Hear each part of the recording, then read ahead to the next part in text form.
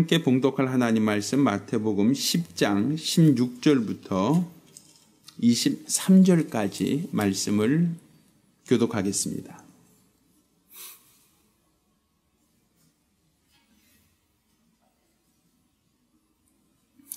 오늘 함께 봉독할 하나님 말씀 마태복음 10장 16절부터 23절까지 말씀을 교독합니다.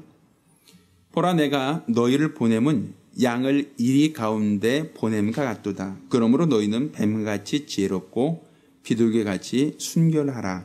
사람들을 삼가라. 저희가 너희를 공에 넘겨주겠고 저희 회당에서 채찍질하리라. 또 너희가 나를 인하여 총독들과 임금들 앞에 끌려가리니 이는 저희와 이방인들에게 증거가 되게 하려 하심이라.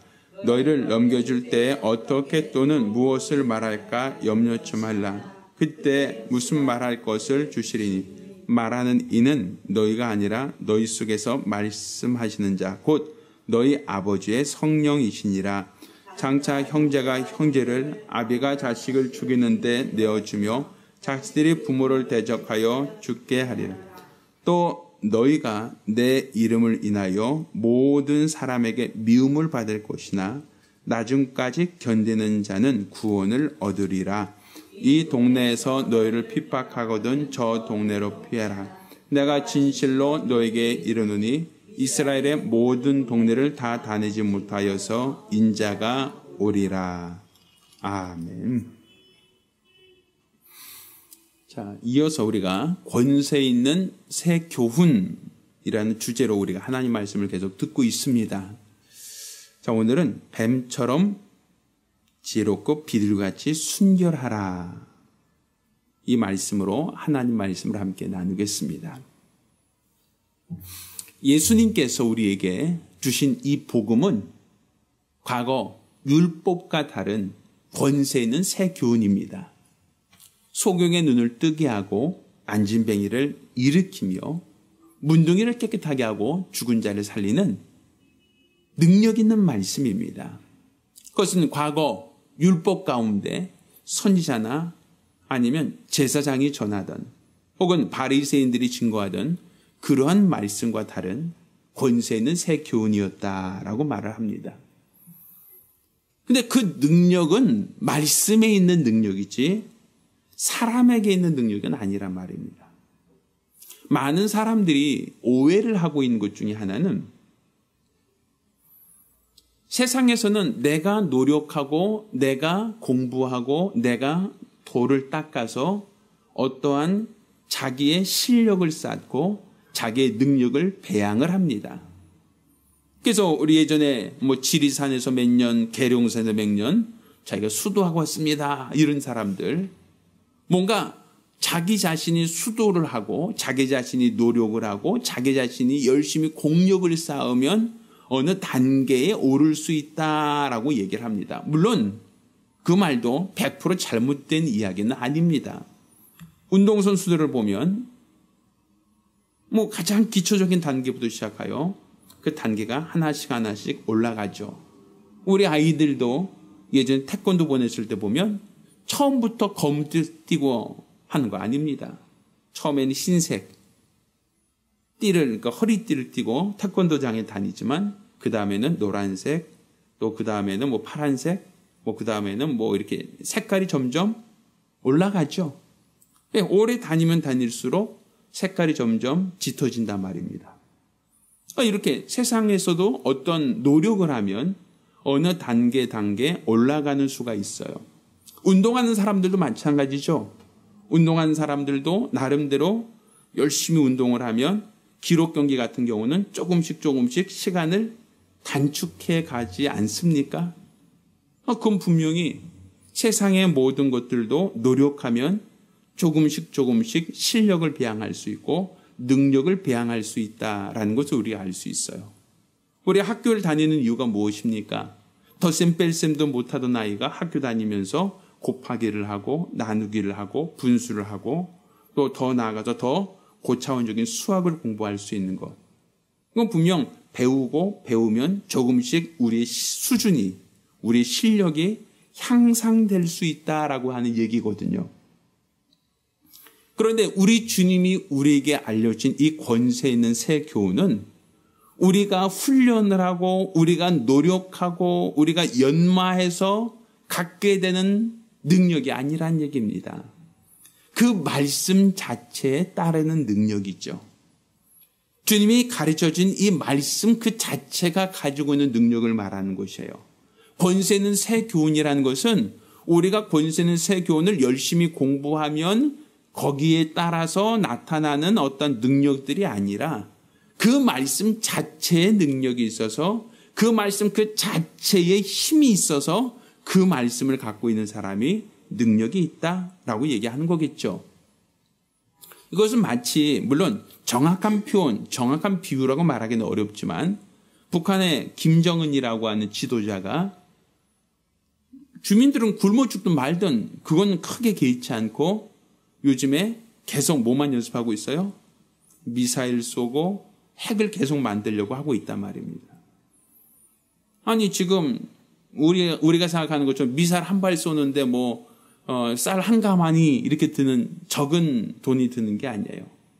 그거 하나 시험 발사하려면 굉장히 고가의 많은 수억 원짜리 돈을 그냥 한꺼번에 공중에 날려버리는 겁니다.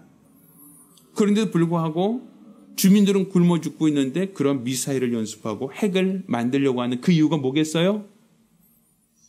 북한 정권은 힘이 약하고 연약하지만 뭘 갖고 있으면 핵폭탄이라고 하는 그 엄청난 폭탄을 가지고 있으면 다른 나라에 주눅들지 않는다. 그 얘기 아니겠어요?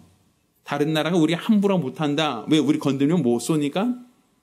우리도 핵 쏠 수 있어 라고 하니까 함부로 우리 못 건드릴 것이다 라고 하는 그러한 나름대로 기대가 있어서 핵폭탄을 그렇게 집착하는 거 아니겠습니까?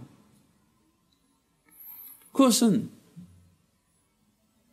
김정은 자체가 능력이 있어서가 아니라 핵폭탄 자체가 능력이 있기 때문에 핵폭탄 자체의 파괴력이 엄청나기 때문에 그 폭탄에 대해서 사람들이 경계하는 거 아닙니까? 마찬가지예요. 우리가 실력이 있고 우리가 능력이 있어서가 아니라 하나님이 우리에게 주신 이 교훈, 권세 있는 새 교훈, 이 말씀 자체의 능력이 있는 거예요. 이 말씀 자체의 능력이 있어서 베드로와 요한이 성전으로 기도하러 올라가다가 미문에서 안지맹이를 보았을 때 은과금 내게 없다. 그러니까 너 구걸하고 있지만 너에게 돌주는 없다는 얘기입니다. 그렇지만 내게 있는 것을 내게 주노니 곧 나사렛 예수 이름으로 일어나 걸으라 할 때 그 안진뱅이가 일어나서 걷기도 하고 뛰기도 하며 하나님께 영광을 돌렸다라고 얘기합니다. 사람들이 물었습니다. 와, 신기하다. 어떻게 저 사람이 일어날 수 있고 저 사람이 걷거나 뛰거나 할 수 있겠는가? 참 신기하다. 야, 얼마큼 노력하면 그 기술을 얻을 수 있습니까? 얼마나 열심히 노력하면 그렇게 안지뱅이를 일으킬 수 있습니까? 라고 사람들은 의아해하죠. 그런데 베드로 요한이 이와 같이 얘기합니다. 왜 사람의 경건과 노력으로 이 사람을 이렇게 세웠다라고 말하느냐? 이 사람이 일어나서 걷기도 하고 뛰는 것은 너희가 죽인 예수 그리스도 그 이름이 이 사람을 걷게 하고 뛰게 하였느니라 라고 말씀하시죠. 결국 이 사람이 일어난 것은 개인의 경건이나 개인의 능력이 아니라 너희가 죽인 예수 그리스도 그 이름으로 이 사람이 회복되었다라고 말하잖아요. 권세 있는 새 교훈도 마찬가지입니다. 나에게 능력이 있어서 능력이 나타나는 게 아니라 무엇에? 그 교훈 자체, 권세 있는 새 교훈, 주님이 주신 이 말씀 자체에 능력이 있고 그 말씀 자체에 따르는 기사와 표적과 능력이 있는 것이지 다른 어떤 기술이나 다른 노력으로 되어지는 거 아니다라는 겁니다. 자, 그래서 이 복음을 전하라고 우리에게 그 말씀을 부탁하셨는데 그럼 우리가 그 복음을 가지고 다닌 거란 말입니다. 그러니까 그 사람은 그 능력을 가지고 그 복음을 가지고 그 복음을 전파하는 곳에서 소경도 뜨게 하고 안진뱅이도 일으키고 문둥이도 깨끗하게 하고 죽은 자도 살리며 천국 복음을 전파하라는 거 아닙니까? 그러니까 많은 능력이 있지만 사실 그 능력은 내가 갖고 있는 능력이 아니라 뭐의 능력이라고요? 말씀에 따르는 능력이라는 얘기예요. 그러니까 나는 어떤 사람이에요? 나는 똑같이 너희와 같은 연약한 사람이란 말이에요. 복음을 전할 때는 복음을 전하는 그의 입술에는 능력이 있어서 소경을 뜨게 하고 안지매기를 일으키고 죽은 자를 살리는 큰 권능이 있지만 사람 그 자체의 능력이 있는 게 아니라 사람 그 자체는 당신처럼 연약한 인간이라는 것이죠. 그래서 너희가 복음을 전하러 그 복음을 전하러 갈 때 너희가 전하는 말씀에는 능력이 있지만 너희 자신은 연약하니까 너희가 어떻게 취해야 되는가. 그러니까 내가 너희를 보내는 것은 이리 가운데 양을 보내는 것과 같다라고 말하고 있어요. 그러니까 권세는 새 교훈을 가지고 너희가 갔지만 그래서 그 교훈에 따르는 능력은 있지만 실상 너희 자신은 어떤 존재다? 연약한 존재라. 얼마큼 연약해요? 양처럼 연약하다. 그러니까 너희를 보내는 곳이 어디인가? 이리와 같다. 그러면 이리 굴에 양을 보냈습니다. 그럼 양은 어떻게 될까요? 안 보내봐서 몰라요. 맞아요. 저도 안 보내봤어요. 그렇지만 우리는 상식적으로 이리가 들끓고 있는 그 숲속에 양을 들어가라고 하는 것은 양한테 뭐 하라는 것이죠? 죽으라, 먹잇감 되라는 것밖에 없죠. 그러니까 우리가 복음 자체는 능력이 있지만 우리가 가는 곳은 우리를 환호하고 대접하고 우리를 반기는 곳이 아니라 우리를 잡아먹으려고 하는 곳이다. 우리를 삼키려고 하는 곳이다. 우리를 죽이려고 하는 곳이다. 전제가 그렇게 되어지고 있단 말이에요. 우리 주님이 우리를 보내셨던 그곳은 일이다. 너희를 삼키려고 하고 너희를 죽이려고 하는 곳이다 라는 곳이에요. 실상 예수님께서도 하나님의 아들로서 아버지가 주신 말씀을 가지고 이 땅에 오셨지만 이 세상에서 병자도 일으켰고 죽은 자도 살리셨고 많은 이적과 능력을 보이셨지만 결국 누가? 바리새인들이, 서기관들이, 제사장들이 예수를 어떻게 합니까? 죽이자라고 하여 그를 공에 넘기고 재판하여 십자가에 못 박아 죽였지 않습니까? 마치 양을 잡아먹으려고 하는 이리처럼 끊임없이 참수하고 끊임없이 공격하고 끊임없이 그를 죽이려고 하다가 결국은 예수도 십자가에 못 박아 죽였단 말입니다. 그러니 너희를 보내는 것이 권세 있는 새 교훈을 가지고 너희가 갔지만 그 말씀에 따르는 기사표적과 능력은 분명히 있지만 그 말씀을 갖고 있는 너희는 연약하다는 것. 너희 자신은 나약하다는 것이에요. 그래서 너희가 이리 가운데 양을 보냈을 때 어떻게 해야지 되느냐 할 때 오늘 본문에는 뱀처럼 지혜롭고 비둘기처럼 순결하라 이런 말을 하고 있는 거예요. 자, 사실 저는 짐승들 중에 제일 싫어하는 게 저도 그래요. 뱀이에요. 뱀. 전 뱀이 제일 싫어요. 왠지 모르게 싫어요. 물론 저뿐 아니라 여기 있는 분들 중에서도 뱀을 좋아하는 사람 물론 있을 수 있겠지만 뱀을 싫어하는 사람이 조금 더 많지 않을까라는 생각이 좀 들어요. 뭐 그렇다고 뱀이 나한테 뭐 특별히 뭐 잘해준 거 못해준 거 없어요. 그런데 어릴 때부터 괜히 뱀이 싫어요. 숲속 갈 때도 혹시 뱀이 있나 이렇게 괜히 걱정이 들죠. 지난번 누구도 그랬죠. 고구마에서 고구마 순 따르겠다. 혹시 지금 뱀 나오는 거 아니야? 이런 얘기.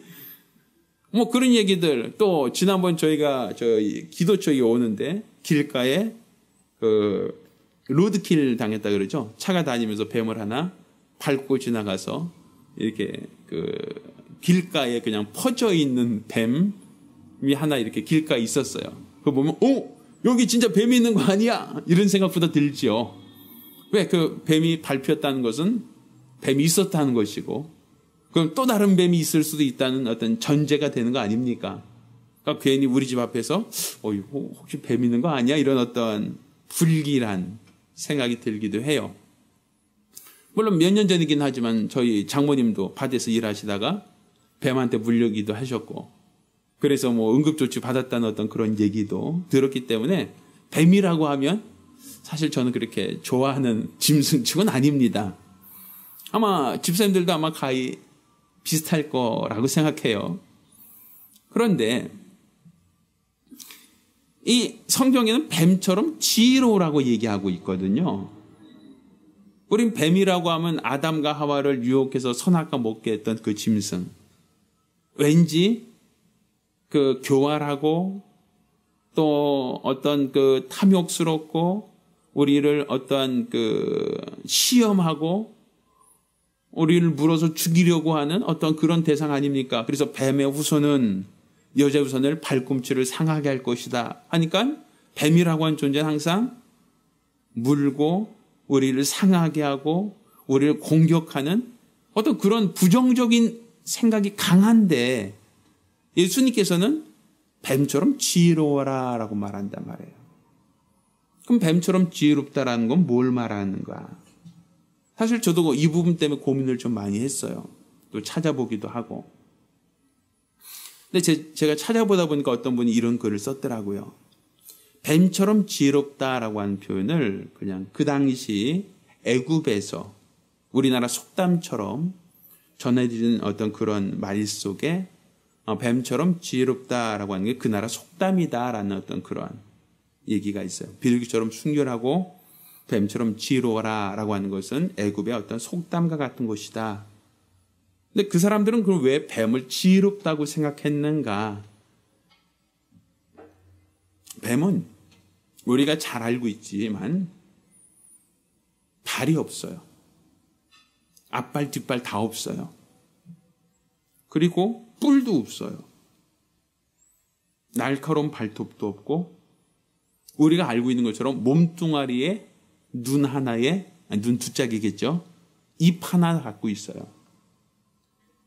그럼 뱀이라고 하는 존재로 보면 등에 가시가 많은 것도 아니고 뿔이 있어서 들어받을 수 있는 것도 아니고 발톱이 있어서 핥힐 수 있는 것도 아니고 아니면 냅다 도망갈 수 있는 그 정도로 운동신경이 뛰어난 존재도 아니란 말입니다. 그러니까 팔다리 없고 뿔 없고 가시 없고 물론 우리가 알고 있는 것처럼 물면 죽일 만큼 강력한 독은 가지고 있지만 사실은 그것은 최후의 방법이지 뱀이 갖고 있는 다른 기능, 다른 능력으로 봤을 때는 뱀은 굉장히 약한 존재라는 거예요. 독이 있다는 거 하나를 제외한 뱀 몸뚱아리 하나만 놓고 본다면 날개가 있어서 하늘을 날 수 있는 것도 아니고 다리가 있어서 빨리 도망갈 수 있는 것도 아니고 그렇다고 해서 이 뱀이라고 하는 존재가 등에 가시가 있거나 아니면 발톱이 있거나 이런 건 아니잖아요. 그러니까 뱀은 자기 자신이 천적들에 노출될 수 있다는 걸 항상 알고 있다는 거예요. 그래서 기민하게 피한다는 거죠. 숨는데 잘한다는 거죠. 위기 상황이 오면 지혜롭게 피한다는 겁니다.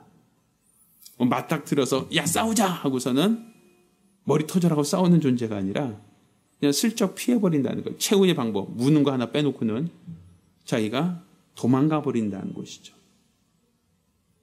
그러니까 뱀이 무는 것은 자기가 심지어는 위협이 됐을 때 그냥 한 방에 공격해서 무는 것 외에는 실제로는 그렇게 사자처럼 어떤 삼킬 자를 찾아다니고 어떻게 발톱으로나 이렇게 쫓아갈 만큼 빠른 속도도 아니기 때문에 뱀은 굉장히 어떤 상황에 따라서 잘 대피한다라고 얘기를 해요. 그래서 우리나라 옛말에 그런 말이 있어요. 구렁이가 집을 지키는 구렁이라는 게 있었죠, 옛날에. 들어보셨나요? 그래서 그 구렁이가 떠나면 그 집이 망한다. 옛날에 우리나라 속담에 그런 말이 있었어요. 집을 지키는 구렁이 이런 얘기를 했잖아요.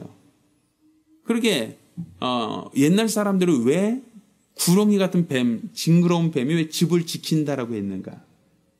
그 구렁이가 그 집에 있다는 것은 그 집이 안전하다는 거였죠. 뱀 자신이 봤을 때는. 근데 그 집이 위험할 때는 뱀이 먼저 피한다는 거죠. 그러니까 뱀이 먼저 피하면 그 집은 위험한 집이다라는 얘기가 된다. 그런 얘기가 있다는 얘기죠. 그러니까 오늘 본문을 보면 그런 표현이 있어요. 자, 23절을 보면 이 동네에서 너희를 핍박하거든 저 동네로 뭐하라? 피하라. 내가 진실로 너에게 이르노니 이스라엘의 모든 동네를 다 다니지 못하여서 인자가 오리라. 그러니까 너희를 핍박하면 어떻게 하라는 거예요? 마치 뱀처럼 슬쩍 피하라는 거죠. 그러니까 지혜롭다라고 하는 것이 그냥 지혜로서 어떻게 어떤 간사한 혀로서 어떤 말을 꼬이는 얘기가 아니라 위기 상황에 왔을 때 그 자리를 피할 수 있는 지혜가 있어야 된다는 거예요. 우리가 보통 부부싸움을 하면 이혼까지 가는 경우 중에 하나가 뭐예요? 맞짱 뜨면 그럼 이혼까지 갑니다. 우리 한번 해볼 거야 하고서는 끝까지 빠락빠락 걸면 결국은 한쪽이 머리 터지든지 어디가 깨져버리죠. 그렇죠? 그러니까 항상 누가 말할 때 우리는 어떻게 하죠? 보편적으로 우리 어머님들은, 저희 어머니께도 늘 하시는 말씀이 있어요. 비 올 때는 항아리 뚜껑 닫아라 하고서는 얘기하시던 게 있어요. 소나기가 올 때는 항아리 뚜껑부터 닫으라는 것처럼 입을 닫으라는 얘기죠. 맞짱 떠서 싸우기보다는 그냥 슬쩍 그 자리를 피하라는 얘기가 되겠죠. 그래야 큰 싸움이 되지 않는다는 얘기일 것 같습니다. 사람이 욱하고 혈기가 났을 때는 요즘에 보복 운전 막 하고 하듯이 인정사정 볼 것 없이 막 이렇게 사람들이 험하게 지거든요. 그 상황에는 적당히 그 자리를 피해 주는 것이 더 지혜롭다라고 하는 부분일 거예요. 그러니까 이리에게 양을 보냅니다. 양은 분명히 위기 속에 들어가는 겁니다. 복음을 전하기 위해서. 내가 갖고 있는 복음에는 능력이 있지만, 그렇지만 나를 삼키려고 하는 자들에게 복음을 전하려고 합니다. 그들이 나에게 험하게 합니다. 나를 삼키려고 합니다. 나를 죽이려고 합니다. 그때 지혜롭게 그 자리를 대처하라는 거예요. 지혜롭게 대처하고 그 자리를 피하라는 것이죠. 오늘 말씀에도 이 동네에서 너희를 핍박하거든 저 동네로 피하라. 그러니까 지혜롭다라고 하는 것이 바로 그 순간을 벗어나는 거예요. 위기 상황에서 계속 어떻게든지 간에 이것을 극복해 보려고 하는 것이 아니라 그 상황에서 적당히 복음을 지키기 위해서 피하라는 것이죠. 그렇지만 비둘기처럼 순결하라. 결국 우리가 이제 비둘기는 이제 평의 상징으로 얘기를 합니다만 결국 타협하지 않는다는 개념이겠죠. 우리가 갖고 있는 복음에 대해서 타협하지 않는다. 우리가 갖고 있는 복음에 대해서 남을 공격하지 않는다. 이런 의미로서 우리가 비둘기처럼 순결하라는 얘기가 될 겁니다. 그러니까 결국 우리가 갖고 있는 이 권세는 새 교훈을 가지고 너희가 복음을 전하러 땅끝까지 가라 했을 때 우리가 주의 계명을 받아서 그 복음을 가지고 가는 겁니다. 가는데 우리가 가야 할 곳, 우리가 만나야 될 대상들은 이리들이란 말이에요. 양을 삼키는, 양을 죽이려고 하는 이리들이란 말입니다. 성경도 이와 같이 얘기하죠. 이 세상 임금이 누구냐? 마귀다라고 얘기하고 있거든요. 마귀가 지배하는 곳, 마귀가 다스리는 곳, 마귀가 주인 행세하는 곳으로 너희를 보낸다는 얘기입니다. 그러니 원수들이 우리를 가만히 내버려 두지 않고 할 수만 있으면 책 잡아서 할 수만 있으면 예수를 십자가에 못 박은 것처럼 우리도 해치려고 하고 우리도 죽이려고 할 거란 얘기죠. 그때 어떻게 할 것이냐? 우리가 가지는 복음은 능력이 있고 우리가 가진 이 복음 자체는 권세가 있지만 너희는 연약한 육체요 연약한 인생인지라 너희가 복음을 가지러 갔다가 그 사람들과 어떠한 너희를 삼키려고 할 때 어떻게 대항하겠느냐는 거예요. 간혹 전도하러 나갔던 집사님들 중에 일부는 이런 분들이 있어요. 누가 이제 논쟁한다 그러죠. 전도하다 보면 어떻게 이상하게 말이 꼬여서 막 논쟁이 되고 서로가 네가 맞냐 내가 맞냐 하고서 막 말싸움하게 되는 경우들이 있어요. 그러면 어떤 분은 그래요. 저한테 목사님 있잖아요. 이 사람이 이렇게 말하는데요. 이거 뭐라고 얘기해요? 이렇게까지 전화하시는 분도 있어요. 왜 하도 분하니까 어떻게든 말싸움에서 이겨보려고 내가 안 진다. 너에게는 절대로 안 진다고서는 지혜롭지 않다는 거예요. 그거는. 우리의 복음은 말싸움하는 것이 아니란 말이죠. 예수님이 언제 바리새인들과 말싸움하고 말싸움으로 이기셨다라고 얘기합니까? 그건 아니에요. 너희를 삼키려고 한 자들이라는 거예요. 너희를 죽이려고 하는 자들이라는 거예요. 그러니 그들과 말싸움에서 그들을 이길 수 있는 방법이 없단 말입니다. 복음은 말싸움이 아니에요. 보여주라는 겁니다. 소경이 눈을 뜨고 앉은 뱅이를 일으키고 또 문둥이를 깨끗하게 하고 죽은 자를 살리며 복음을 전하라는 거예요. 이 진리 자체에는 그 능력이 있다는 것이죠. 주님이 주신 이 말씀은 권세는 새 교훈이라는 것이죠. 그렇지만 너희는 약하니 너희가 가서 이 복음을 전하고자 할 때 사람들이 너희를 미워할 것이고 너희를 핍박할 것이고 너희를 공에 넘겨줄 것이고 너희를 어찌하든지 간에 너희를 대적할 터인데 그때 너희가 어떻게 할 것이냐. 지혜롭게 그 상황을 피하라는 거예요. 지혜롭게 그 상황에서 너희가 대처하라는 거예요. 그렇지만 너희가 가진 이 복음을 타협하라는 건 아니란 말입니다.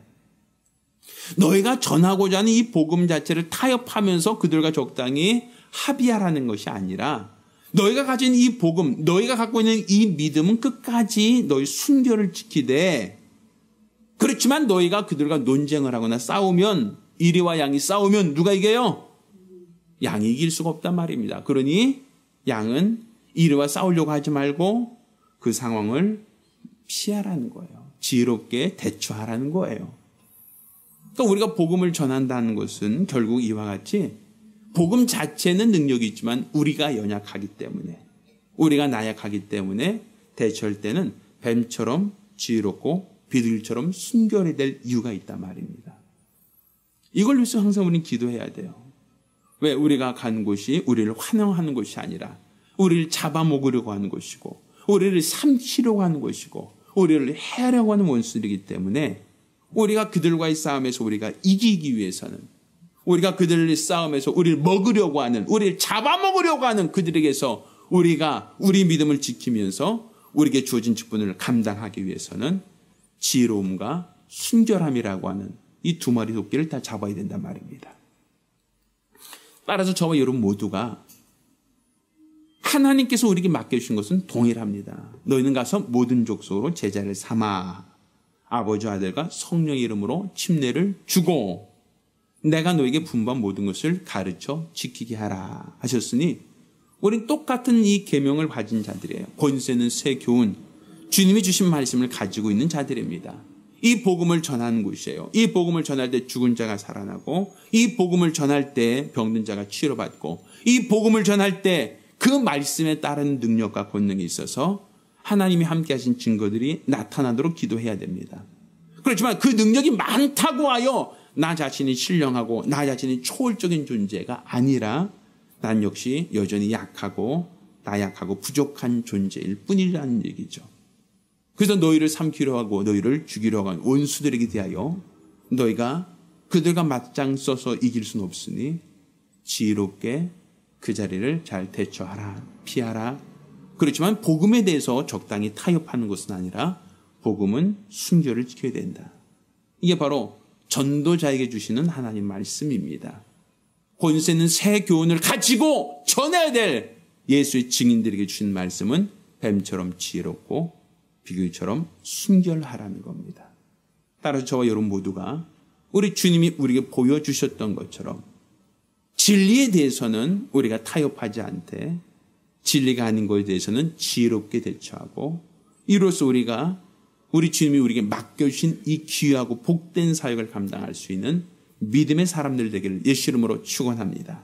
우리가 기도하실 때에 주여 나를 보내주시사 나를 보내는 곳이 이리 가운데 양을 보내는 것처럼 위태한 곳이고 위험한 곳이고 어려운 곳 나를 삼키려고 나를 죽이려고 하는 곳으로 나를 보내시지만 내가 갖고 있는 이 복음 내가 갖고 있는 이 복음이 변질되지 않도록 도와주시고 위기를 만날 때 어려움을 당할 때 내가 맞짱 떠서 내가 이기려고 하기보다는 지혜롭게 잘 대처하고 그 자를 피할 수 있는 지혜로운 자가 될 수 있게 달라고 같이 한 목소리로 기도합니다.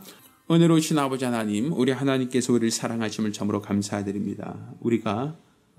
우리 하나님의 말씀을 들으며 주의 말씀은 권세 있는 새 교훈이요 죽은 자가 듣고 살아나며 병든 자가 어떤 병에 있든지 회복되어지는 능력이 있는 말씀인 것을 우리가 알고 믿고 의지하고 있습니다. 그렇지만 그 말씀을 전하는 우리 인간들은 연약하고 부족하고 나약한 존재인 것을 주 앞에 고백하오니 그렇게 우리 주님은 우리를 보내시면서 이리 가운데 양을 보낸 것 같다 하시며 어느 곳에도 너희를 환영하거나 너희를 반기는 곳이 아니라 너희를 잡아먹으려고 하고 해치려고 하는 원수들이 활동하는 곳이다 라고 우리가 알게 하여 주셨사오니 우리가 이와 같은 원수들의 활약, 원수들의 계략에 대하여 우리가 깨어있게 도와 주시옵시사 원수를 등 이길 수 있도록 도와주시고 하나님이 함께 하시는, 하나님이 도와주시는, 우리 하나님이 주관하시는 믿음의 큰 열심, 거룩한 증거이도록 도와주시옵소서.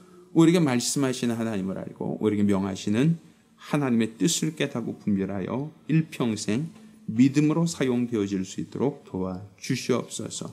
우리 주께서 우리 하늘을 함께 하시고 도와주시는 믿음의 큰 역사, 거룩한 증거만 있도록 도와주시옵소서. 우리 주의 은혜를 감사드리며 살아계신 예수 이름으로 기도드렸습니다.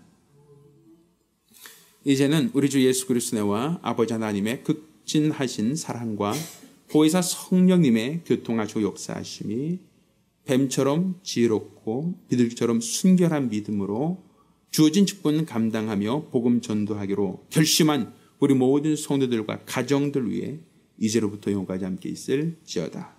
아멘. 자, 우리 하나님께 영광의 박수 올리겠습니다.